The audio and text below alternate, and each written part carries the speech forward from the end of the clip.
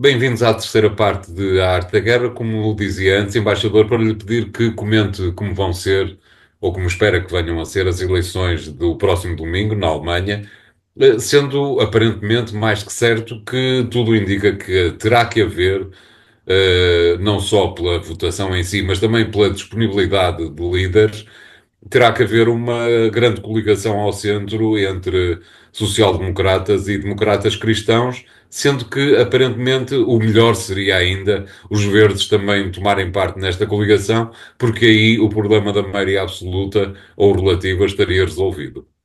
É, é muito interessante, António, estamos a discutir a eleição alemã e a importância da eleição alemã e até, digamos, a importância da voz alemã no quadro europeu que tem a ver com estas eleições, porque isso também nos ajuda a perceber o que é a Europa, isto é, enquanto que nos Estados Unidos houve eleições, e daqui a 2 anos vai haver eleições intercalares, e só havia presidenciais daqui a mais 4 anos, na Europa há eleições a todo momento. E há eleições nos vários países. Isso fragiliza a voz europeia, mas ao mesmo tempo é a garantia da democraticidade da voz europeia.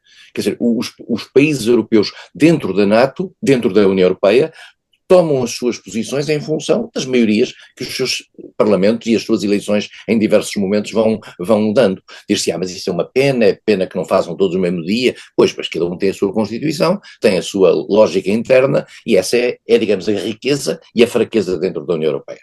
Na Alemanha, claramente, as eleições na Alemanha costumavam ser, digamos, não costuma haver uma eleição antecipada na Alemanha.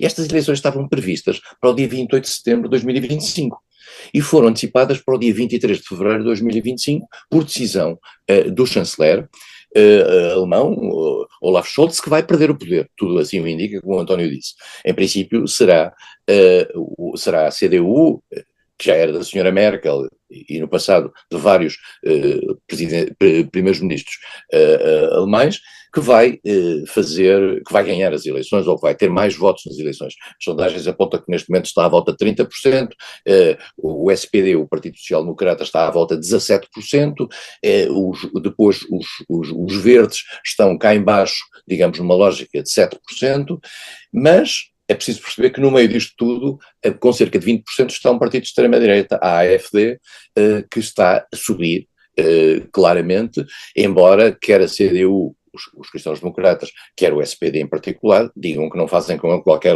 coligação. E, portanto, digamos, a tal linha vermelha estaria estabelecida. Daí o facto de Vance, outro dia, quando foi à Alemanha à Conferência de Segurança de Munique, a primeira pessoa com quem se encontrou foi com a líder da AfD, do Partido de Extrema-Direita. E por isso é que ele no seu discurso diz, não podemos criar dificuldades ao acesso ao poder dos partidos de extrema-direita por preconceitos ideológicos, porque isso significa fim de liberdade de expressão, etc. Bem, não se encontrou apenas, vale a pena dizer, com a líder de extrema-direita, encontrou-se também com o Merz, que é o próximo futuro, em princípio, chanceler alemão, que é o líder da CDU. A CDU vai provavelmente formar governo com o SPD, como é tradicional, vai demorar muito tempo a formar governo, porque é preciso fazer um programa de governo, e isso vai demorar alguns meses, o que, de certa Depois é maneira, tem votado permitido. internamente nos partidos, não é? Exatamente, e há uma espécie de um programa do governo muito detalhado, o que faz com que normalmente, esta vez foi a exceção, eles durem o mandato todo. Desta vez não deu, por razões várias, que teve a ver com divergências internas sobre vários aspectos, que não necessariamente a questão ucraniana, vale a pena dizê-lo, embora aí haja nuances, digamos, o SPD era algo restritivo relativamente ao fornecimento, por exemplo, dos mísseis Taurus à Ucrânia, coisa que a CDU de Merz não é, e também que a Ana Baerbock, líder dos Verdes, também não era. Está ali tensões internas, mas as questões são de natureza económica, são de natureza política profunda dentro da vida política alemã, tendo em atenção que a Alemanha é um país que está há 2 anos, digamos, em declínio económico, tem neste momento uma situação económica que já não tão má, que já não vivia há 20 anos, desta maneira, tem os problemas migratórios, que são uma questão chave neste momento, tem uma questão de discussão interna muito grande sobre a questão do nuclear, como é sabido, a Alemanha, por por proposta da senhora Merkel, decidiu abandonar o nuclear. Hoje a CDU da senhora Merkel já está a regressar outra vez à ideia de retomar o nuclear, mas quer o SPD, quer os verdes, são naturalmente desfavoráveis ao nuclear. Mas isso, tendo em atenção que o nuclear agora confronta-se com a circunstância de não haver gás russo, e na altura, quando houve o dispensar do nuclear, havia gás russo a preços baratos, todo este debate está a renascer. Não renasce em França, onde o nuclear se mantém e onde, digamos, Macron encontrou mais razões para o manter, agora, particularmente com estas limitações que tem. E, portanto, estas eleições, em princípio, vão dar origem a essa coligação. Vamos ver qual é a percentagem objetiva disto. Vamos ver em que medida as políticas migratórias vão estar ou não no centro do debate, porque elas são importantes. Há na Alemanha uma grande discussão e todos os setores alemães estão percorridos por esta questão. Os mais abertos ainda são os liberais, mas os liberais, muito provavelmente, que entraram neste governo, muito provavelmente podem não chegar aos 5%, que é o mínimo para poder entrar no Bundestag, no Parlamento.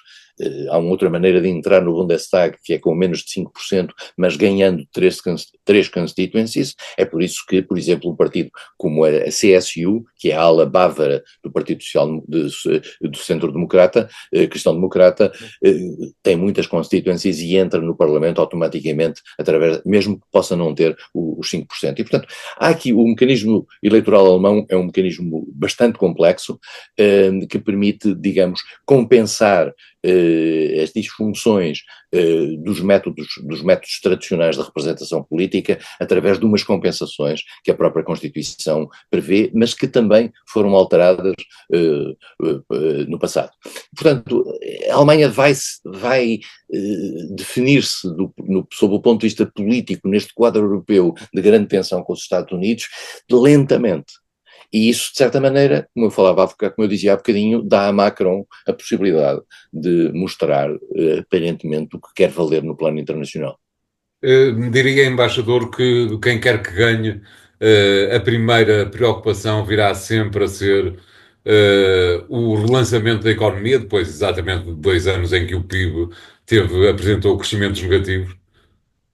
António, vai, mas tem aqui um problema sério, é que neste momento, tendo em atenção que a Alemanha fez uma viragem ao longo destes últimos 4 anos, no sentido de fazer mais despesa, nomeadamente despesa militar, tendo em atenção que neste momento não há consenso europeu no sentido de fazer um empréstimo comum europeu, o que foi dado... E Metz nem sequer é muito a favor de um cenário desses, não acha Exatamente. muita Mas graça...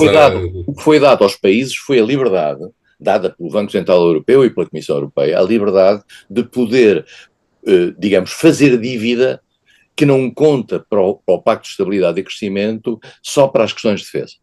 Bom, aparentemente as contas devem estar feitas, isto não deve ter um impacto sobre o equilíbrio do euro, mas isto vai dar, em alguns países europeus, pode ser que eu me engane, mas vai dar origem a grandes exageros. Mas enfim, no caso da Alemanha não dará com certeza, porque eles são muito cuidadosos nessa matéria, mas vai dar um peso de dívida, a somar àquilo que eles já têm, e vai dar um desequilíbrio maior do que aquele que já existe.